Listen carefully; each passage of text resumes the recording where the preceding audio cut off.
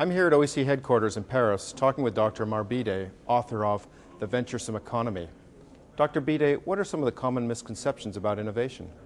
People frequently misconceive innovation as an activity undertaken exclusively by men and women in white coats. In fact, the kind of innovation that sustains widespread prosperity is undertaken by everybody, not just scientists and engineers.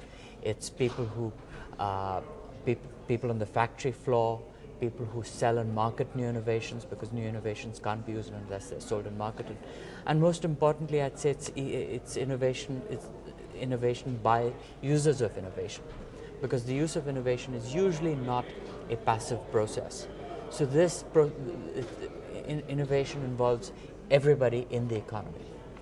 Dr. Bhidé, what's an appropriate role for government in fostering innovation? Because of the misconception that innovation is undertaken principally by scientists and engineers, governments tend to focus their efforts in subsidizing science and technology. In fact, the most important way in which governments affect innovation is rather quite indirect.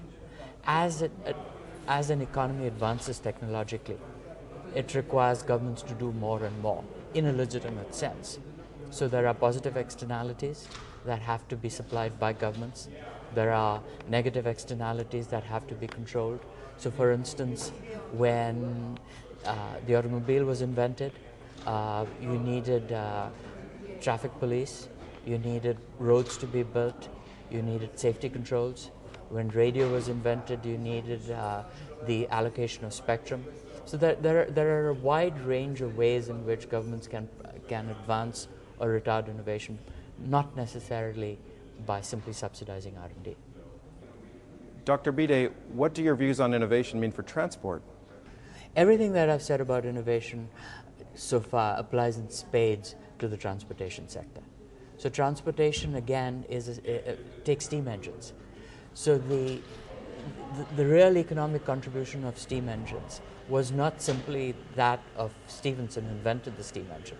Steam engines became economically important to the degree that railroads were built, that people used the railroads, that there were commercial enterprises and later governments that operated these railroads. So without this widespread diffusion of the railroads through the economy, the invention of the railroad would have been completely useless. Likewise, governments have a huge role in controlling the negative externalities associated with transportation. Today, sort of one of the biggest issues, of course, is carbon dioxide, but that's not the only one. Safety has been a big issue. The interaction of people using the transportation system is not something that the market can take care of. I already mentioned traffic police, air traffic control. So there are a wide range of activities which either promote or advance innovation, again, having nothing to do with subsidizing the high-level stuff.